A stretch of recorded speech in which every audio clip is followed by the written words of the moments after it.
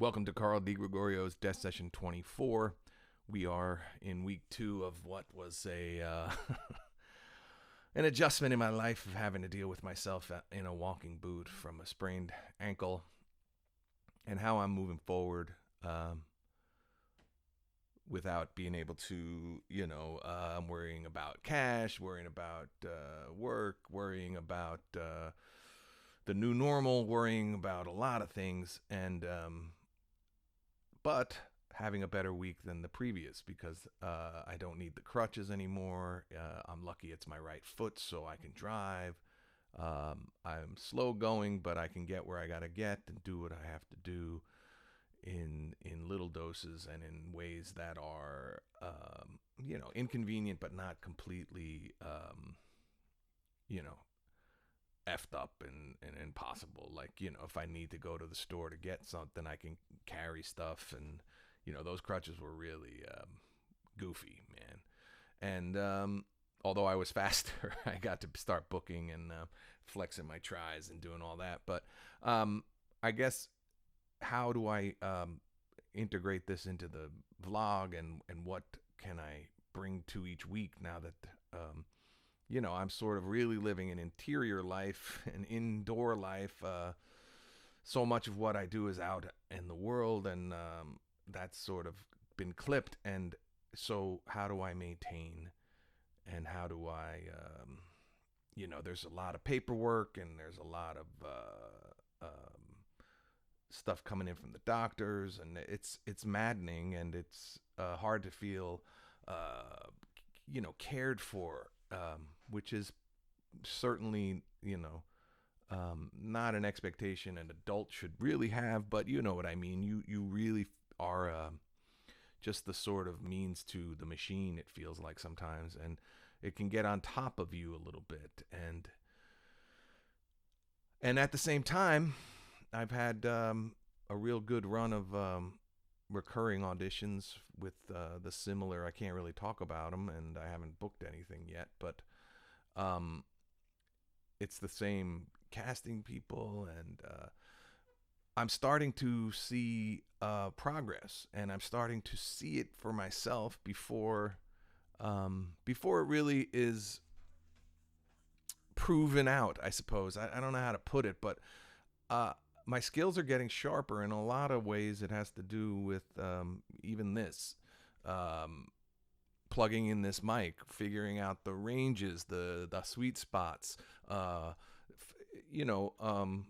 concerning myself with diction and doing all those things that used to, be a daily life in drama school, or, in the life of an actor. And so, for that, I am seeing progress. I'm also, it's a good feeling at any age, but it's a good feeling to pick up and refine skills.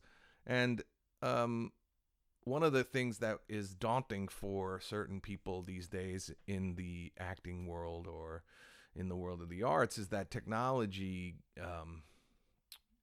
jump for people is really, it shuns a lot of people, or people shun it, or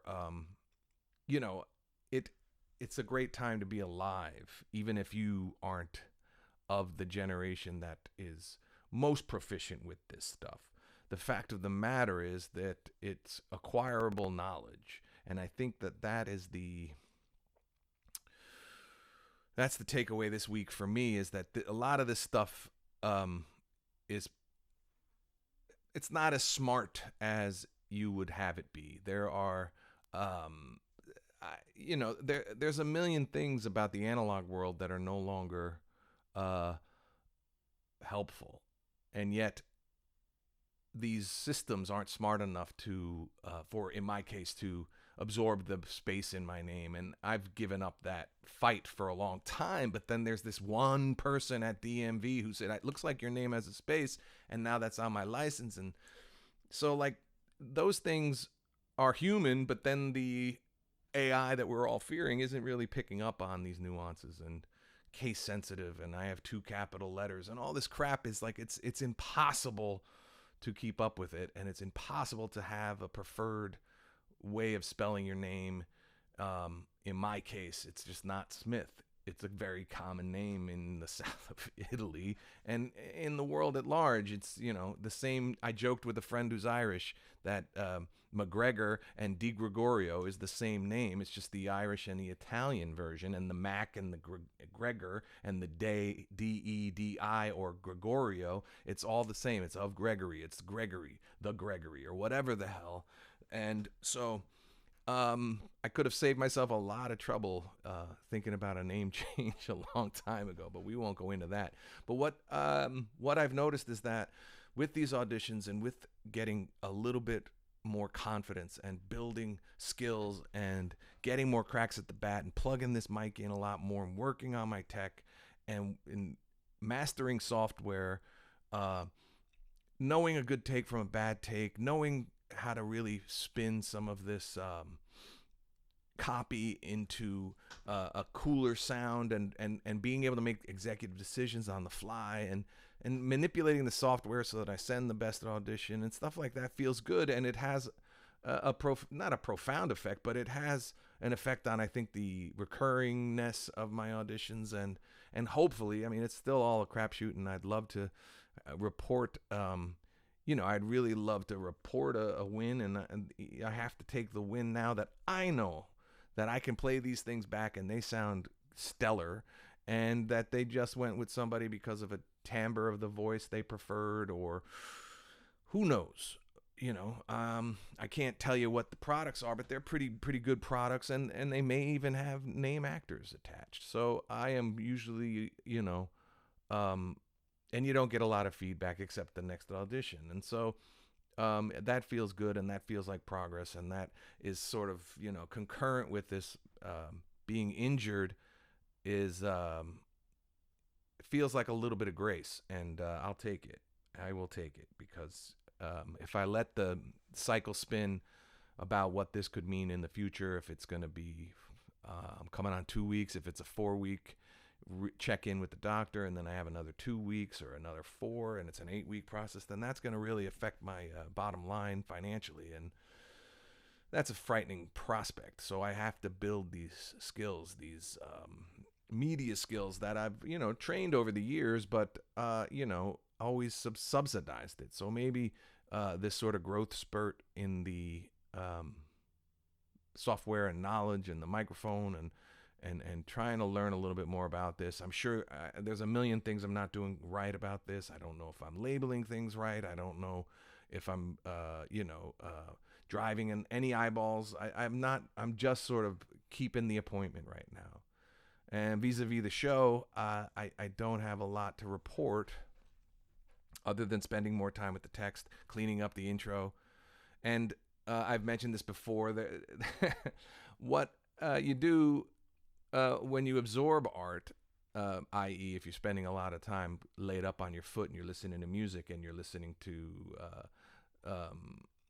or you're watching films, things that have been edited and rewritten and crafted, I guess I'm not going to belabor it too much, and I will have to put it in space and read it out loud, but I am going to come with confidence that I am combing over this thing, that it's a good, that I want to get you in the beginning, and I want to get you hopefully pull you into the story, and then have that beginning, middle, and end, and those things are evident in songs that are crafted and evident in shows that are crafted. And so when I'm watching a lot of videos and listening to a lot of songs, I'm kind of obsessed with reaction videos, and just when people get it, that a song from 30 years ago, which again, on the space-time continuum, whatever your theories of that are, I think songs are forever, art is forever. And so obviously merchandise is not, and that's what happens when you enter the marketplace. But a great song is timeless.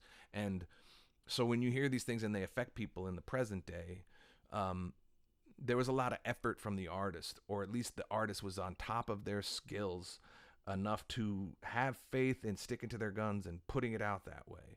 And then through time, the thing works out. And so I'm sort of in this pause for the cause, the fact that I've been hobbled to have to sit down and fucking take a breath. I am reasserting that I guess it's going to be a necessary maybe life was telling me to sit the fuck down. And I don't know if I believe that, but I know that inevitably I am sitting the fuck down, and I have to make revelations, or I have to make adjustments. I have to take it, and sadly this year's been, I don't feel like it, but this year's giving us so much to choose to absorb and pivot, or choose to ignore. Those are always your options, but I'm trying to come out of this stronger, I guess, mentally than physically, because I will have some recovery time, and I may have to, build up that ankle again. And so I am adamant about trying to learn from it. I'm having, like I said, a hard time with concentration, and a hard time with, being down for the count and not catastrophizing. And now the bills are starting to come in and things like that. And I'm just going to have to chip away at it and know that I'll be able to get back to work on my feet and do physical labor if I have to. And I will be able to put money back in. And, and I am sort of saying my prayers about, man, would it be so convenient to have some of these auditions pay off so that that gap could be filled. I don't want to say too good to be true, because when you say too good to be true, you're saying that good is that's a great, I use these cliches and axioms and stuff, and then I try to break them down. And if you're saying too good to be true in terms of an email that says we found $40,000, all you got to do is give us your password, like, that's too good to be true. I think that is true. But if for me to say I might be able to book something while I'm down, which is something I've been working on my whole life, if I say that would be too good to be true, then that's telling you where an old record of how I feel about my life, that just getting a job that I'm trained to get, that is just a matter of you get 1 out of 50 or you get 1 out of 100. As I close in on those repetitions and those opportunities, they're going to come true. And why would I think it would be too good to be true? I guess because of the timing. But you got to be careful, because this injury is also reminding me how good I do have it. And I want to get back to it. And I guess that would be the, don't take things for granted would be the axiom there. But so I guess the theme, if we're going to stay on theme for this week, is refining skills and not getting complacent on growth, and to, there's NDAs on some of these things, but, I guess in earshot of quality time, people, I can share it with my girlfriend, and she's even noticing how good these, the clarity of my voice, the takes I'm putting out, not without, there's growth there. And I guess if I can see it, then it's not that anybody sees the growth. It's just that the growth was necessary to put myself in the running. And that's the other thing about sort of these songs and performers. And when you see them, and Stephen Pressfield, I mentioned him before, but this is what he talks about. It's when you go pro, is you're no longer in the critic class. So yeah, you could see a performance and say you don't like it, they suck. You could say someone's not funny. These are all subjective things. But in many cases, and in most cases, and in all cases, that growth, that's been done on their own time. At one point in his life, Eddie Van Halen sucked at guitar. It may have been for all of a week or a month. I think that's where genius really comes in, is the ability to learn fast. So, but nobody tells that story. They say, the fact that somebody shows up, and if I don't get the fact is, if before a big growth spurt in my voiceover auditions, I was sending subpar voiceover auditions. That's just the nature of having to learn on the job. So when you see the finished product, you can judge it. But what you can't judge is the effort that got that person there. There's a famous Picasso story, I think it's Picasso. He's in a cafe somewhere, and he's doodling. And I'm going to butcher this. I'm going to butcher this bad.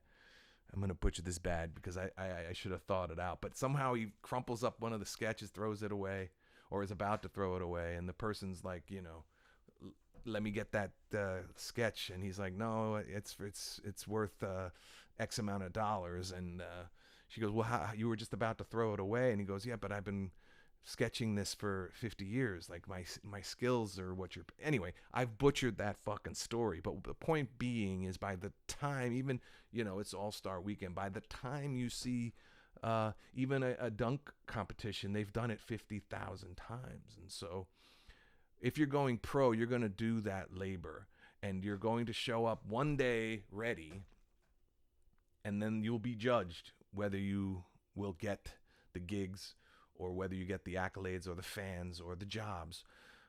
But one day you will be ready, and no one will know every painstaking